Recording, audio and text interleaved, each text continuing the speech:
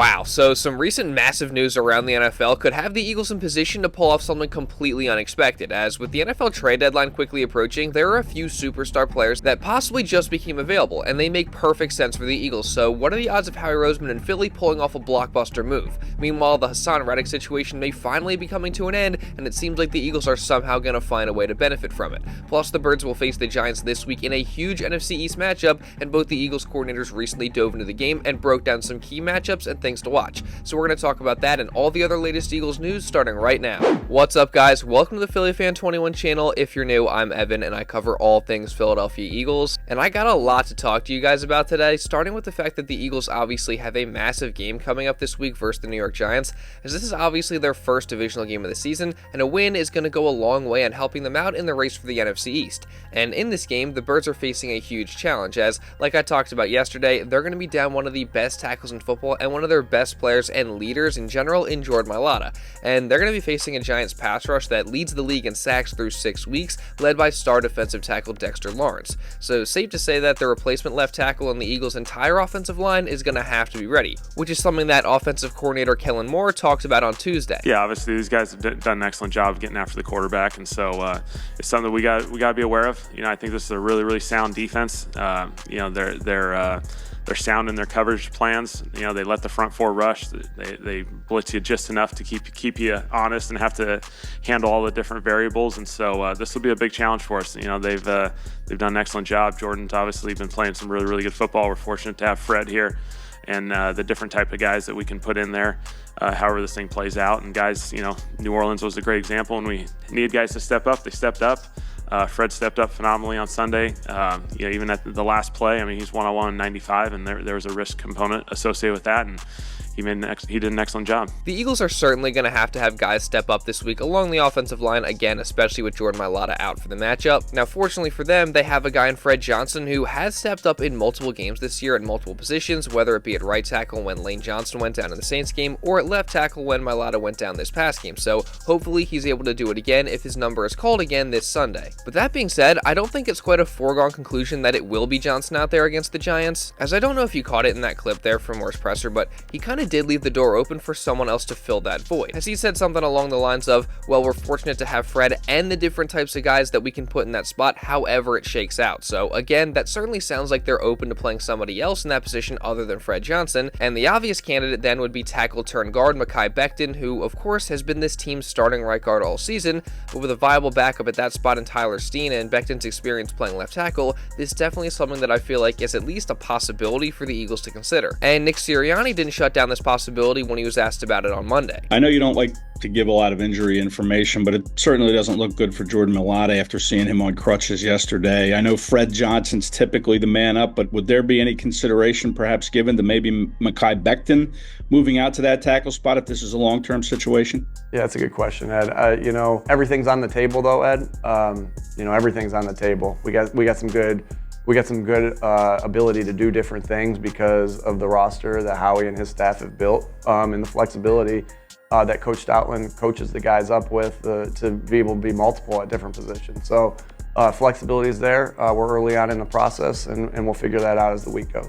Personally, I don't really think Becton's going to move from his right guard spot to play left tackle this week, nor do I think he should, because he's just been so darn good at right guard, while Fred Johnson has also stepped up when he's been needed, so it's not like he's a complete liability if they do end up playing him. But it is just nice to know that the Eagles have the versatility on the offensive line to be able to do multiple different things and to have multiple options available to fill the void left by Jordan Mailata. So again, personally, I still think it'll be Johnson at left tackle and Becton will stay at right guard, but we'll see what happens as we get closer and closer to the Giants game. And speaking of that matchup, this will also obviously be Saquon Barkley's first time back in MetLife facing his former team as a member of the Eagles, and obviously that's just going to be an awesome storyline to follow in itself this week. I'm sure Barkley is going to be a little extra motivated to have a great performance in this game, especially just considering the way things ended there, and also for the Giants. I'm sure for the guys that were there with Saquon especially, they're probably going to be a little extra motivated to make sure he doesn't have a good game in his return. So it'll definitely be an interesting battle to watch on both sides, and I think really the key for Barkley to having a successful game is going to be how the Eagles handle Dexter Lawrence and what they do to limit his impact in this game.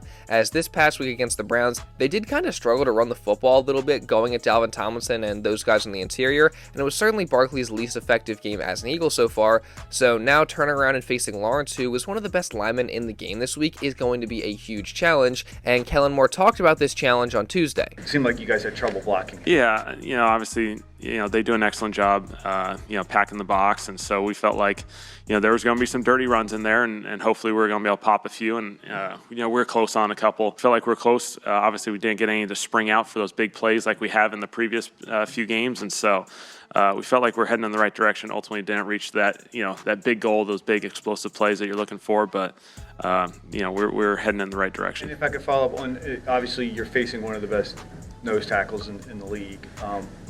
Does that give you concern heading into this game against Lawrence, the interior of your line and blocking him up? It's definitely a big awareness for us, obviously, going through the game plan process already the last day and a half. And so, he's one of the premier players in this league. He's having an excellent season.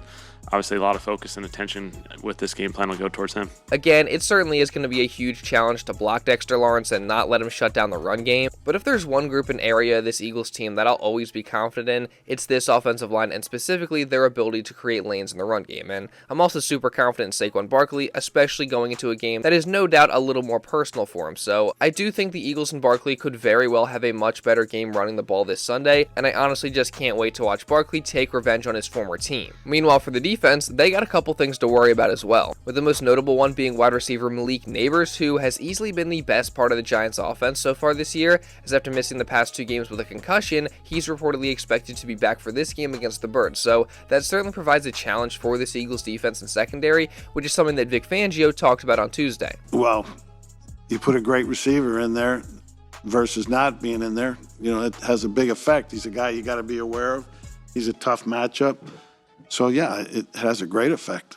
The Eagles are certainly going to have to be prepared for Nabers to get a ton of targets in his return, so hopefully Darius Slay is as healthy as possible, and the rookie Quinyon Mitchell is also ready to face his fellow rookie this Sunday. But the easiest way, in my opinion, to slow down Malik Nabers is going to be to make the quarterback Daniel Jones uncomfortable and get him off his rhythm, as we know that Jones is a guy who has had some pretty poor performances in this league before, including against the Eagles a few times, but he is also a guy that does have some ability both throwing the ball and running it, and if he does get into a rhythm early, he's definitely capable of putting together a nice game. So the Eagles are going to have to be prepared to both put pressure on him and make him uncomfortable in the pocket, but also limit him in the run game. And that's something that Vic Fangio emphasized on Tuesday as well. Yeah, they really ran him a pretty good bit in this past game. With quarterback design runs, he pulls it and keeps it on the zone read stuff more than most quarterbacks. Very athletic, very fast.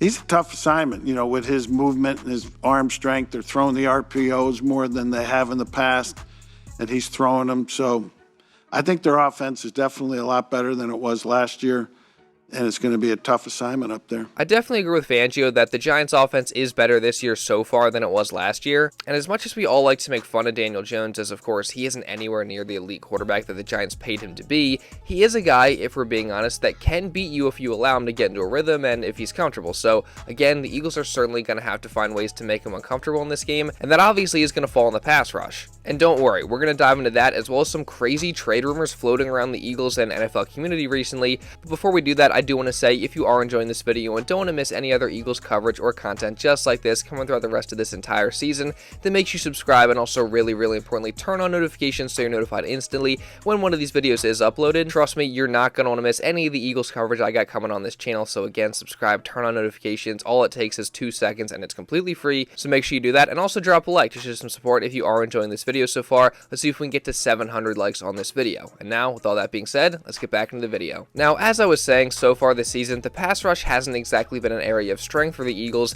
as they are just 23rd in sacks per game so far this year, but they are coming off their best performance of the season, in which they put up 5 sacks against the Cleveland Browns, and a lot of guys on the defensive line really got going and put up good performances.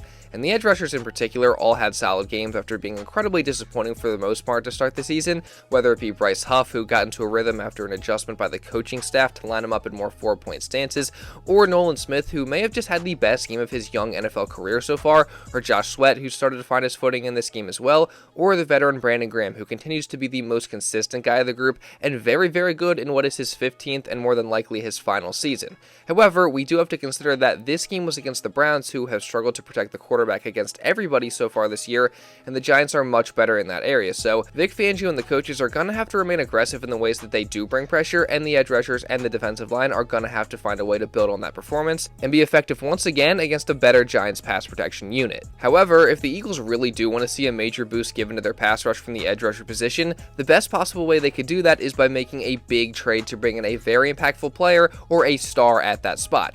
As we know that Howie Roseman is always going to be on the lookout for ways to improve the roster at positions of need, and he's going to be interested in any possibility that's out there. And it seems like there could be a few big names that have the chance to be on the move around the trade deadline, with the first one of those guys being Las Vegas Raiders star Maxx Crosby. As with things trending down in Vegas and with frustration clearly growing for Crosby, it seems like a move to send him elsewhere doesn't seem out of the realm of possibility. And that's especially true after the Raiders just agreed to trade superstar wide receiver Davante Adams to the Jets on Tuesday morning for a conditional 2025 third-round pick. So with the Raiders seemingly in sell mode, could the Eagles possibly swoop in and land Maxx Crosby? Well, not so fast, as not only has Crosby said that he wants to remain a Raider long-term, but Raiders owner Mark Davis also kind of laughed at the idea of trading Crosby, saying on Tuesday, quote, "It's just not happening." So it certainly doesn't seem like the star edge rusher is going anywhere based on those comments. Now, could this be a lie? Yeah, it could, but just based on the info we have, it sounds like Crosby is going to stay a Raider. But then what about Browns star pass rusher Myles Garrett, who the Eagles just saw this past Sunday, as the Browns are also a team that has been mightily struggling recently and seems to be in sell mode after dealing their top wide receiver Amari Cooper to the Buffalo Bills on Tuesday. Well, this is a move that I see as a little bit more realistic just due to the fact that so far, nothing has come out as of the recording of this video from the Browns or anywhere else saying that they wouldn't trade Garrett. And there has been actually a lot of speculation and even encouragement from the NFL world for the Browns to trade Garrett to a different team. Now, a lot of people have mentioned the Lions due to Aiden Hutchinson's recent injury, prayers up to him by the way, but if Garrett is getting traded, I think the Eagles are definitely a team who also makes sense, as again, they have a needed edge rusher, and Garrett would obviously fill that and be the elite level edge defender and pass rusher that the Eagles defense so desperately needs. Now, I don't know what the compensation for a trade could look like if the Browns were open to trading Garrett in the first place, and also how the money would all work out, and I also do think it'd be very, very difficult to get a deal done, but I won't ever put anything past Howie Roseman. So, do I think this is going to happen? No, I don't, but I do think it is a small possibility and something to monitor as we get closer to the trade deadline. Oh, and in regards to blockbuster trades regarding edge rushers, it seems like former Eagle Haason Reddick may finally be on the move very soon, as after he signed with a new agent recently in Drew Rosenhaus, a report has come out saying that the Jets have finally given Reddick permission to seek a trade. And the obvious candidate, who I mentioned earlier, is the Detroit Lions, who just lost Aiden Hutchinson, but for the Eagles, this whole thing is just insane. Now, no, Reddick cannot be traded back to the Eagles as the NFL rules just don't allow for that, which I did explain in a previous live show, but it seems like the Birds could wind up with a second-round pick out of this when it's all said and done, as if Reddick is dealt to the Lions or any other NFC team, there is a clause in the trade that the Eagles made with the Jets that the conditional third-round pick they got in return for Reddick would then become a second-round pick, so that's just crazy, and it shows you even more of the genius of Howie Roseman. Now, it's no guarantee that this is what's going to happen, as Reddick could be traded to an AFC team, and Drew Rosenhaus also has come out and said that Reddick wants to work something out with the Jets and stay there, but if the Eagles do end up with a second-round pick after all this, that'd honestly just be insane. But while we wait for that situation to be resolved, the Eagles are obviously preparing for their matchup against the New York Giants this week, and they were back out at practice today, and multiple guys spoke to the media, so I'm going to be covering all the news from that, as well as just everything else leading into that game this week. So again, if you guys don't want to miss any of that, make sure you subscribe and turn on notifications, and also drop a like to show some support. If you did enjoy this video, it really does help me out a ton. Again, let's see if we can hit 700 likes on this video, and also just leave a comment regarding anything that I talked about in this video, because that also really does help me out a ton. And if you want to watch another video going over some news from earlier in the week, you can check this out right here. And now with all that being said, that's pretty much all I got for this one, guys. So thank you all so much for watching, and I'll see you in the next video.